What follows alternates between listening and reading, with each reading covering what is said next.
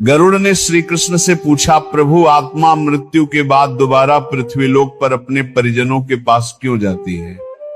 कृपया मुझे यह रहस्य समझाइए। श्री कृष्ण बोले, हे गरुड़, इस पृथ्वी लोक पर जिसने भी जन्म लिया है उसे एक ना एक दिन इस नश्वर देह का त्याग करना ही पड़ता है। मृत्यु संसार का अटल सत्य है, परंतु उसकी परतों में छिपा रहस्य बहुत गहरा है। आज वेग बाण के इस आध्यात्मिक प्रवाह में हम उसी रहस्य का द्वार खोलने जा रहा हूं। ध्यान पूर्वक सुनो। कोई व्यक्ति जब इस शरीर को छोड़ता है, उसके तुरंत बाद उस आत्मा के साथ क्या होता है? आत्मा आखिर कहां जाती है? और क्यों आत्मा मृत्यु के बाद ठीक 24 घंटे के भीतर अपने ही घर लौटती है? क्या ये केवल दर्शन होता है या इसके पीछे भी कोई बड़ा कारण छिपा है? गरुड़, हर मनुष्य की देह पंचतत्व में विलीन होती है। उसी क्षण यमराज के दूत वहां उपस्थित होकर उस आत्मा को अपने साथ ले जाने की तैयारी करते हैं। आत्मा को तुरंत यमलोक नहीं ले जाया जाता, बल्कि पहले उसके संपूर्ण जीवन के कर्मों, पुण्य और पाप का लेखा जोखा एक सूक्ष्म रूप में तैयार होता है। इसी दौरान यमदूत आत्मा को थोड़े समय में ही उसके घर वापस छोड़ देते हैं और यही अवधि लगभग 24 घंटे मानी जाती है। गरुड़ ने कहा, प्रभु, ऐसा क्यों आत्मा फिर अपने ही घर लौटती है? श्री कृष्ण बोले, संसार से उसके संबंध तुरंत समाप्त नहीं होते। आत्मा को अपने प्रियजनों से, अपनी इच्छाओं से, अपने अधूरे कर्मों से एक अदृश्य सूत्र बांधे रहता है। इसलिए जब वो वापस घर आती है तो वह अपने परिजनों के बीच ऐसे ही घूमती है जैसे जीवित अवस्था में रहती थी। वह पुकारती है, आवाज देती है, रोती है, हाथ बढ़ाती है, पर न तो उसकी आवाज सुनी जाती है, ना उसकी उपस्थिति महसूस होती है। उसका दुख ये होता है कि वह अपने ही शरीर में वापस उतरना चाहती है, लेकिन यमदूतों के पाश ने उसे बंधन में न रखा है। इसीलिए चाहे जितना प्रयास करे वह पुराने शरीर में प्रवेश नहीं कर सकती। जब घर वाले उस व्यक्ति के लिए विलाप करते हैं, रोते हैं, दुख मनाते हैं, इन सब भावनाओं को आत्मा पूरी तरह देखती और महसूस करती है, ना अपनी उपस्थिति का प्रमाण दे सकती है। अब गरुड़ ने कहा, प्रभु, क्या आत्मा केवल अपने घर के दर्शन करके लौट जाती है?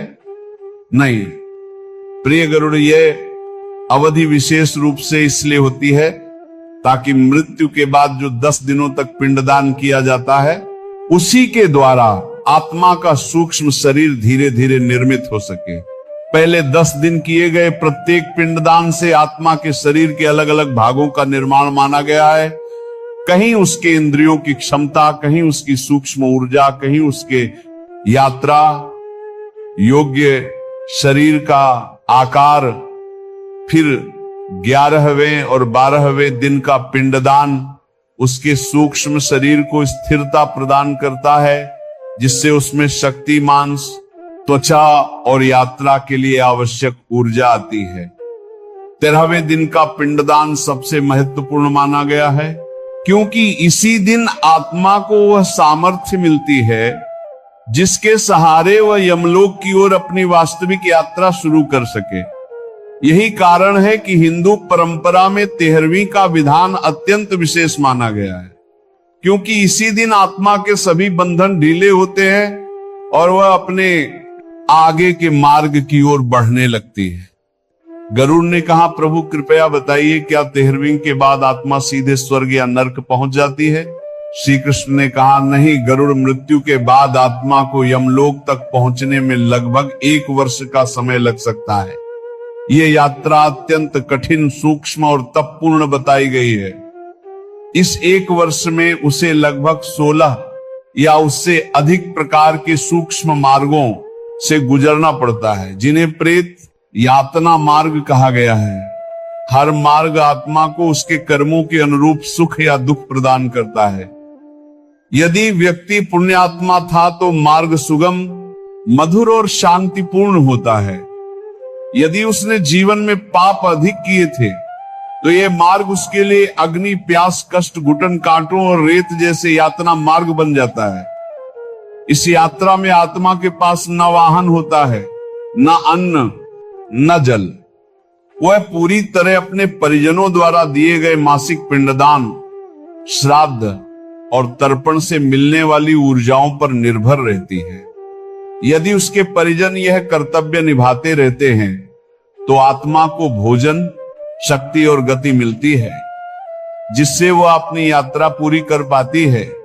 लेकिन अगर परिजन ये कर्तव्य भूल जाएं या करना न चाहें तो आत्मा भयंकर कष्ट में पड़ जाती है। बिना श्राद्ध की आत्मा तेज तपते रेगिस्तानों, कंटीली झाड़ियों और अग्निमय रास्तों से होकर रेंगती हुई यमलोक पहुंचती है।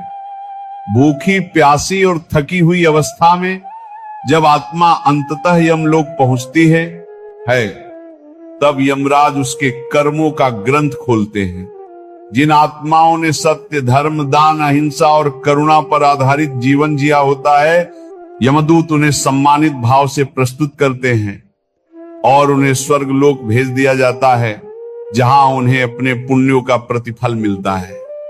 वहीं अगर आत्मा ने पापों का जीवन जिया हो, छल, कपट, अहंकार, व्यसन, हिंसा, अन्याय को अपने जीवन का आधार बनाया हो, तो उस आत्मा को नरक की अनेक कोटियों में भेजा जाता है।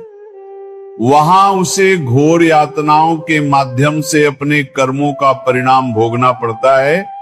कहीं जलते तेल में डुबोया जाता है, कहीं अग्नि सागर में फेंका जाता है, कहीं पत्थरों पर घसीटा जाता है, कहीं अंधकार में गुफाओं में बंद रखा जाता है। जब आत्मा अपने पापों का भार उतार देती है तब उसे पुनर्जन्म मिलता है, और यह पुनर्जन्म उसके कर्मों की गहराई के अनुसार मानव, पशु, पक्षी या किसी निम्न योनि में भी हो सकता है।